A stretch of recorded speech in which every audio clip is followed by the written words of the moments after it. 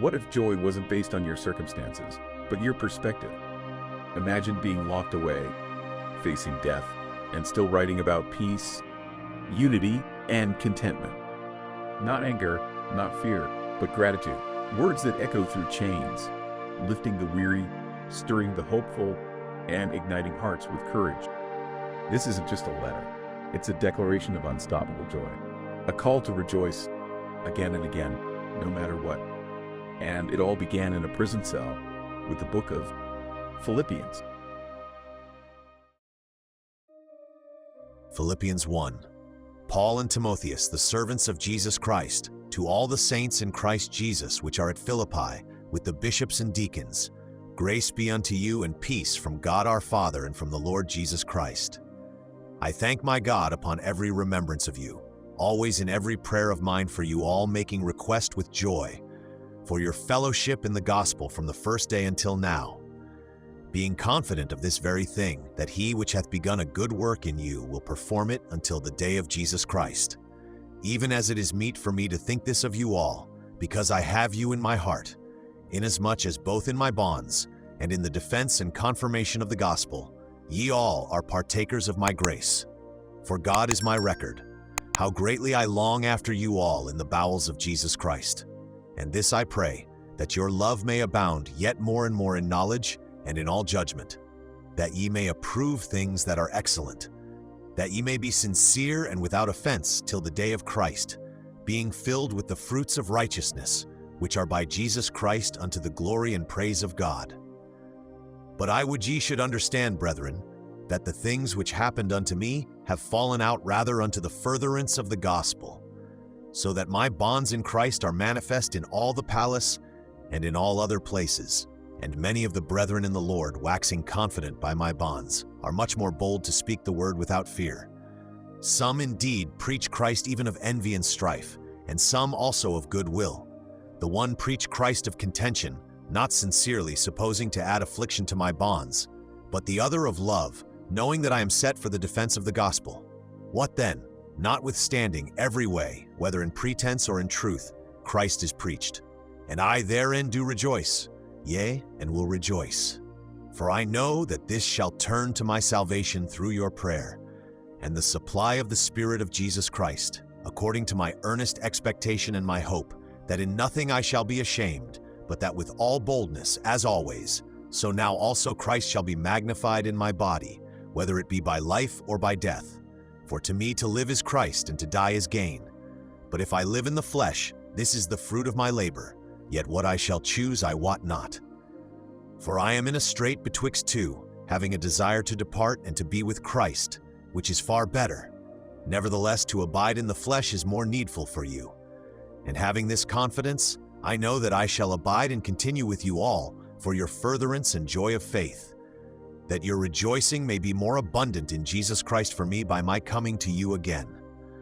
Only let your conversation be as it becometh the gospel of Christ, that whether I come and see you, or else be absent, I may hear of your affairs, that ye stand fast in one spirit, with one mind, striving together for the faith of the gospel, and in nothing terrified by your adversaries, which is to them an evident token of perdition, but to you of salvation, and that of God. For unto you it is given in the behalf of Christ, not only to believe on him, but also to suffer for his sake, having the same conflict which ye saw in me, and now hear to be in me. Philippians 2. If there be therefore any consolation in Christ, if any comfort of love, if any fellowship of the Spirit, if any bowels and mercies, fulfill ye my joy, that ye be like-minded, having the same love, being of one accord, of one mind. Let nothing be done through strife or vainglory, but in lowliness of mind let each esteem other better than themselves. Look not every man on his own things, but every man also on the things of others. Let this mind be in you, which was also in Christ Jesus, who, being in the form of God, thought it not robbery to be equal with God, but made himself of no reputation, and took upon him the form of a servant, and was made in the likeness of men. And being found in fashion as a man, he humbled himself and became obedient unto death, even the death of the cross. Wherefore God also hath highly exalted him, and given him a name which is above every name, that at the name of Jesus every knee should bow, of things in heaven and things in earth and things under the earth, and that every tongue should confess that Jesus Christ is Lord, to the glory of God the Father. Wherefore, my beloved, as ye have always obeyed, not as in my presence only, but now much more in my absence, work out your own salvation with fear and trembling. For it is God which worketh in you, both to will and to do of his good pleasure. Do all things without murmurings and disputings, that ye may be blameless and harmless, the sons of God, without rebuke, in the midst of a crooked and perverse nation, among whom ye shine as lights in the world, holding forth the word of life, that I may rejoice in the day of Christ, that I have not run in vain, neither labored in vain. Yea, and if I be offered upon the sacrifice and service of your faith, I joy and rejoice with you all. For the same cause also do ye joy, and rejoice with me. But I trust in the Lord Jesus to send Timotheus shortly unto you, that I also may be of good comfort when I know your state. For I have no man like-minded, who will naturally care for your state. For all seek their own, not the things which are Jesus Christ's. But ye know the proof of him, that as a son with the Father, he hath served with me in the gospel. Him therefore I hope to send presently, so soon as I shall see how it will go with me. But I trust in the Lord that I also myself shall come shortly. Yet I supposed it necessary to send to you Epaphroditus, my brother and companion in labor, and fellow soldier, but your messenger, and he that ministered to my wants. For he longed after you all, and was full of heaviness, because that ye had heard that he had been sick. For indeed he was sick nigh unto death, but God had mercy on him, and not on him only, but on me also, lest I should have sorrow upon sorrow. I sent him therefore the more carefully, that when ye see him again, ye may rejoice, and that I may be the less sorrowful. Receive him therefore in the Lord with all gladness, and hold such in reputation, because for the work of Christ he was nigh unto death, not regarding his life, to supply your lack of service toward me.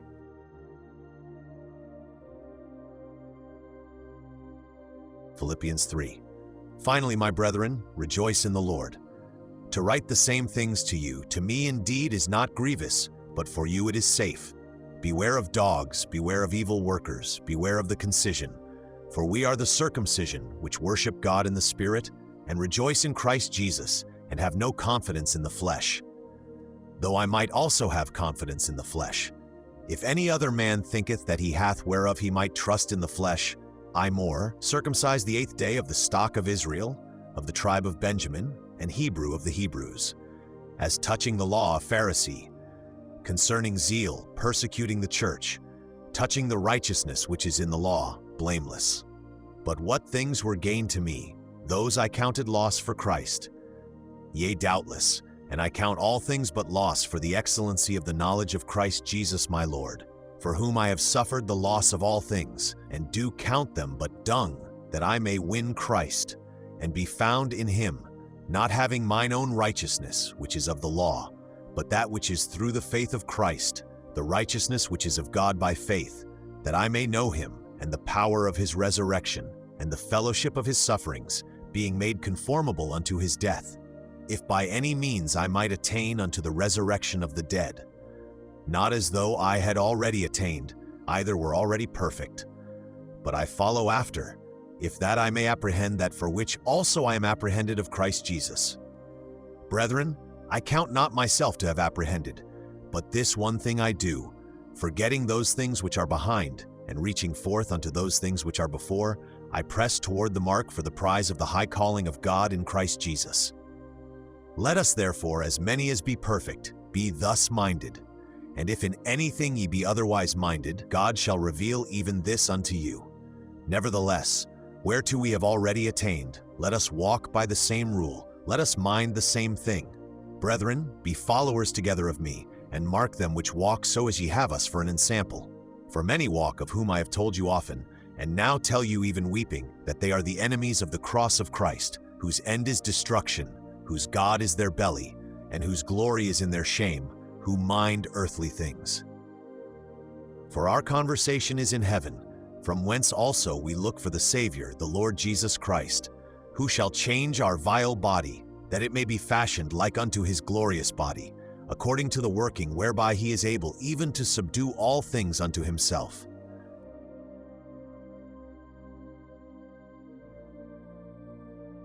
Philippians 4. Therefore, my brethren dearly beloved and longed for, my joy and crown, so stand fast in the Lord, my dearly beloved. I beseech you, Odius, and beseech Syntyche, that they be of the same mind in the Lord. And I entreat thee also, true yokefellow, help those women which labored with me in the gospel, with Clement also, and with other my fellow laborers, whose names are in the book of life. Rejoice in the Lord always, and again I say, rejoice. Let your moderation be known unto all men. The Lord is at hand. Be careful for nothing, but in everything by prayer and supplication with thanksgiving, let your requests be made known unto God. And the peace of God, which passeth all understanding, shall keep your hearts and minds through Christ Jesus. Finally, brethren, whatsoever things are true, whatsoever things are honest, whatsoever things are just, whatsoever things are pure, whatsoever things are lovely, whatsoever things are of good report. If there be any virtue, and if there be any praise, think on these things. Those things which ye have both learned and received and heard and seen in me do, and the God of peace shall be with you. But I rejoiced in the Lord greatly, that now at the last your care of me hath flourished again, wherein ye were also careful, but ye lacked opportunity. Not that I speak in respect of want, for I have learned in whatsoever state I am, therewith to be content. I know both how to be abased and I know how to abound. Everywhere and in all things I am instructed both to be full and to be hungry, both to abound and to suffer need. I can do all things through Christ which strengtheneth me. Notwithstanding ye have well done, that ye did communicate with my affliction. Now ye Philippians know also, that in the beginning of the gospel, when I departed from Macedonia, no church communicated with me as concerning giving and receiving, but ye only. For even in Thessalonica ye sent once and again unto my necessity, not because I desire a gift, but I desire fruit that may abound to your account. But I have all and abound. I am full, having received of Epaphroditus the things which were sent from you, an odor of a sweet smell, a sacrifice acceptable, well-pleasing to God. But my God shall supply all your need according to his riches in glory by Christ Jesus. Now unto God and our Father be glory forever and ever. Amen. Salute every saint in Christ Jesus. The brethren which are with me greet you, all the saints salute you, chiefly they that are of Caesar's household. The grace of our Lord Jesus Christ be with you all. Amen.